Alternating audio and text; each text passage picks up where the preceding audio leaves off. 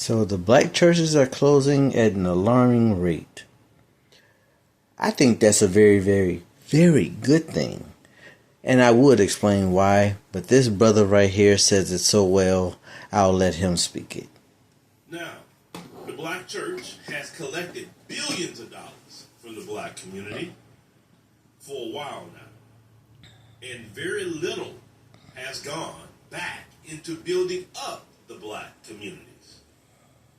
But some people say that the black church is closing pose a serious problem, and they claim that it can be considered a public health crisis. See, this is what I'm about to get into.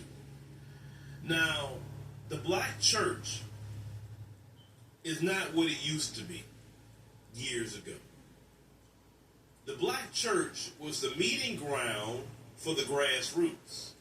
This is why the white supremacists would bomb churches, would attack people at churches, etc., right? Mm-hmm. Because that's what they would strategize to put foot on the pavement, to strategize boycotts and anything else that black people wanted to strategize or help, do things even in the community itself. The church was a place for that.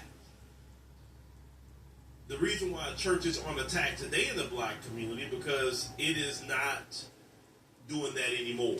It is not the meeting place for the grassroots. Exactly. The church today, after the civil rights movement, when they came up with the nonprofit status, and to be part of a nonprofit status, they said that you could not get involved with politics. But we've seen down the line, it was one form of politics that were allowed into the black church. And we know that form of politics would be the Democrat Party.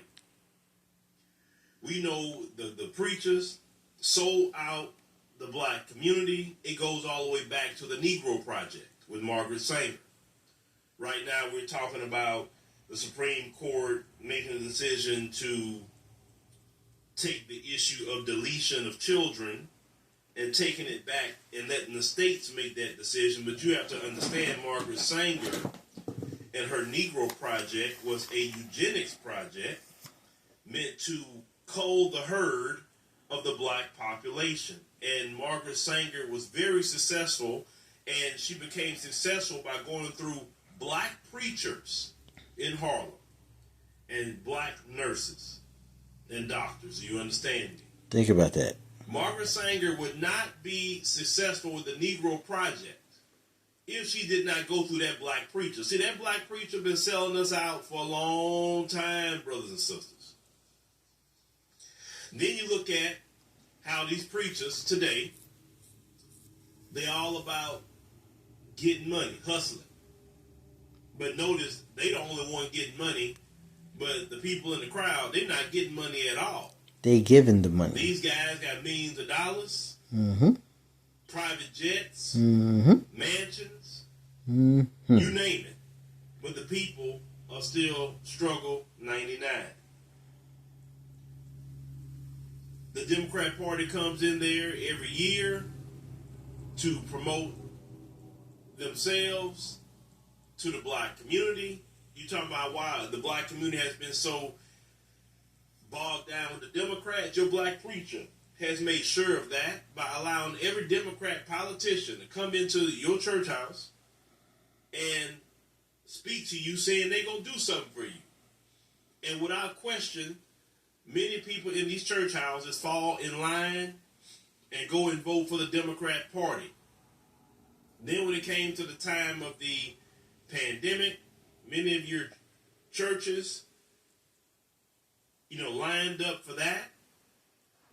And the reason why a lot of young people, definitely in my generation for sure, Gen Xers, you have millennials and etc., while we so turned off by the church, is that the church, the black church, will be propped up Joe Biden, propped up Bill Clinton, propped up Barack Hussein Obama, propped up Hillary Clinton. Any kind of Democrat that you could see they haven't done anything for black folk, they have propped them up.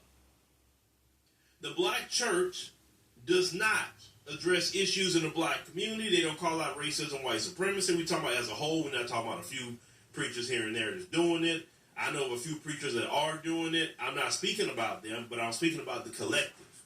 See, when I talk, I'm talking about the collective. I'm not talking about the anomalies. You understand? Because I know many people say, well, this preacher do that, and that preacher do that. No. We're talking about the collective here. The collective, okay? You don't speak up against racism, white supremacy. You're supposed to be a moral authority in the earth, according to the scriptures.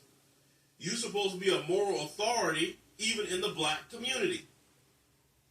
Let's call it what it is. You have a deep rebellious spirit in the black community. You can't tell black people nothing except to what they want to hear. Because if you don't tell black people what they want to hear, male and female, now all of a sudden you hate them. Right. Because you don't tell them what they want to hear. Exactly.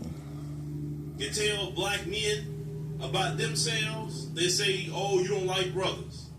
You tell black females about themselves, oh, you hate black women. Nobody can tell you nothing. And this preacher know that. That's why he don't tell you nothing. This is why you can go up in his church house and have a church house full of single mothers and continually have single mothers in there and not being told what's causing a single parent household, not speaking against that, not calling for families, not talking about what we should be doing as a community. We're not talking about anything about how we could come out of what we got going on. That should be in that church house. But that preacher today know if I want to get that bag out of most of these women that's in this church, because a lot of black men are already hip to the game. See, black men don't go to church. Some of you ladies say my husband won't go to church with me because we know a pimp when we see one. Why we going to go in there and watch a pimp get money and sleeping with women? And then the preachers are not even held to account. Right? These preachers are known to be sleeping with this woman, and that woman, not married, making babies. Some of them are married. And he held in high regard. He still get to be in that pulpit, and those women that go to that church house will still support him. That black